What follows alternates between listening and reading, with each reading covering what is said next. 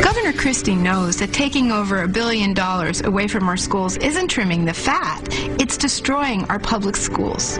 He's attacking teachers, school bus drivers, and lunch ladies, who are the very people who educate, feed, and protect our students every day. The governor can solve this problem immediately by continuing the tax on the rich, something they've been paying already. Call Governor Christie and tell him to stop attacking teachers and education and start funding our schools. Wow. He hates lunch ladies. And, you know, he kicks little dogs. He does. And what we need to do, because I hear a lot of people say this, what New Jersey needs is higher taxes. Seriously, all these Northeast states, the reason why storefronts are closing, Willie, in your hometown in northern New Jersey, because taxes aren't high enough. If you raise taxes even more, that will encourage more businesses. Oh, wait a second. It's just the opposite. I'm sorry, Will. I didn't mean to interrupt you. I thought you were John Corzine there for a second. That was an ad by that was an ad by the New Jersey. Did you catch that? Okay. New Jersey Education Association attacking Republican Governor Chris Christie. He's facing criticism over proposed state budget cuts, including $800 million to public schools and 1,300 worker layoffs. But with New Jersey facing nearly an $11 billion budget gap, good Lord. Christie is making what the Wall Street Journal is calling adult decisions in the face of a crisis. Here with us now, Governor of the state of New Jersey, Chris Christie. Welcome back to the show, Governor. Thanks, Governor, Willie. we have so many things to talk about. The Wall Street Journal this morning talking about Reaganism, New Jersey style. If he's to survive the headlines about budget cuts and pull New Jersey back to prosperity, Mr. Christie knows he needs to put the hard choices before the state citizens and speak to them as adults. He's doing just that. One reporter for the Newark Star-Ledger summed up Christie's rhetoric this way, quote, "Finally, we have a governor who is as teed off as the rest of us at how government spending and taxes have skyrocketed over the past decade." A good article to wake up to this morning from the Wall Street Journal. Absolutely. I think it accurately puts it. We're just trying Can you talk to New Jersey voters as adults? Does that work for politicians? I think so. I don't think we have any alternative. You saw those numbers, $11 billion budget deficit and a $29 billion budget.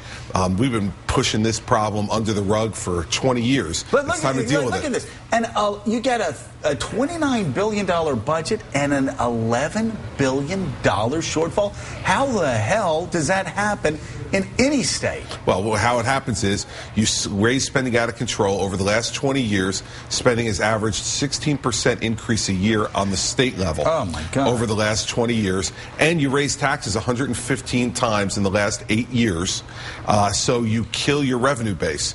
You do the two of them, it's a double whammy. Spend beyond your means, and then kill your tax revenue base by raising taxes 115 times in 8 years, and then you're New Jersey. Mike, seriously, we're talking about Greece. We're talking about California. I mean, this is our future as a country, as a state. If we continue to allow spending to grow 16% on average for 20 years, when are Americans going to wake up and realize these politicians that are passing out goodies are only killing them? So what happens, you have to sit there every day off of Joe's numbers, off the numbers that you live with every day. How do you whack at the state pension system, state employees' pension system, your Medicare budget, you know, the teachers' salaries? How do you do that all at once? Well, listen, it's a big challenge, but we've already passed pension and benefit reform, which no one thought we'd be able to get done. We got done the first 60 days. What was in it? What was in it was everyone now has to contribute. Every state employee and local employee has to contribute towards their health benefits, 1.5% of their salary. And all new workers have a different formula that lowers their pension benefits as they come in. It's going to bend the benefit curve going forward in the future. We need to do more, but we've already started to do that in the first 60 days.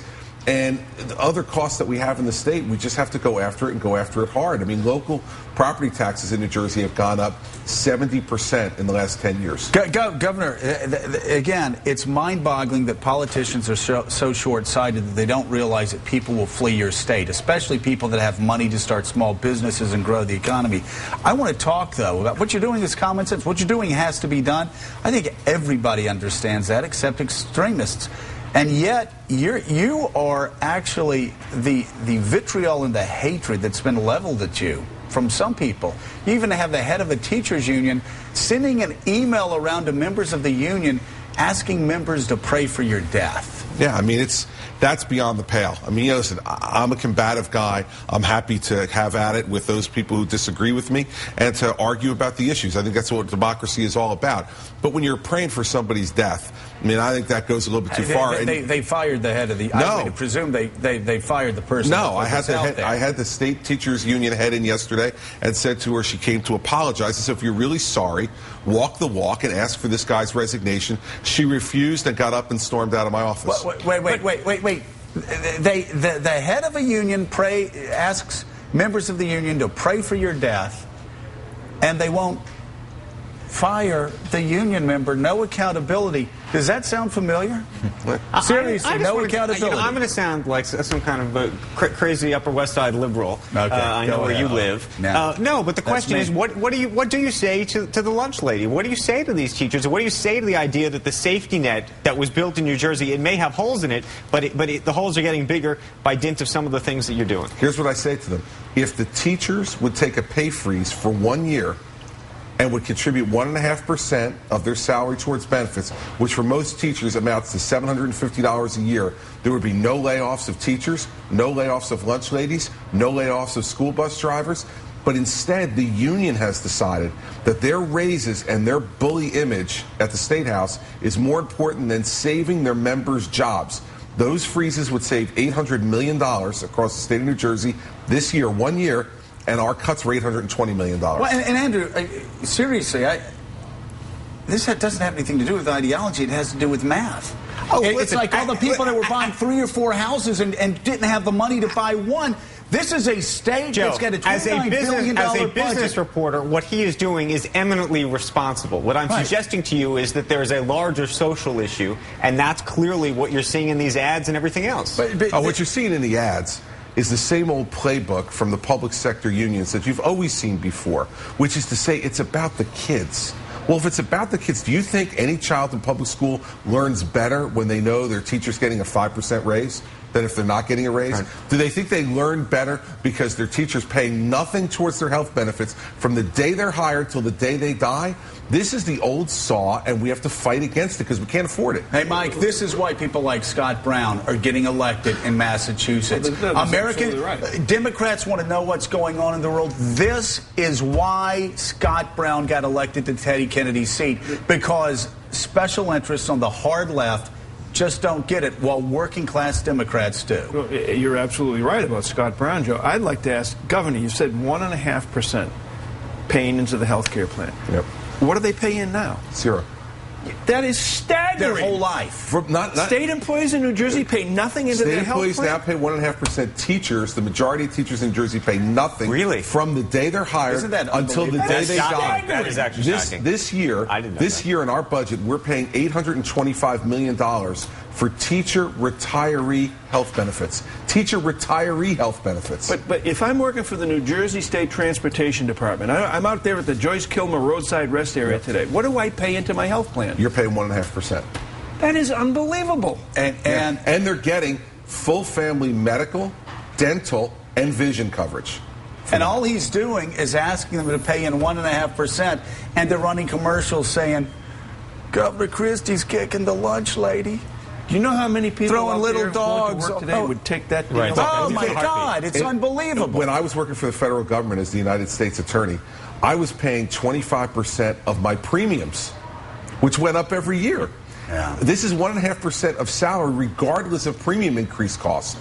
Yeah. Hey, Governor. I'm going to take back what I just said. Okay. Yeah, forget the safety net. It is stunning. And here's the interesting, Mike, $750 for the average teacher is what we're asking them to do.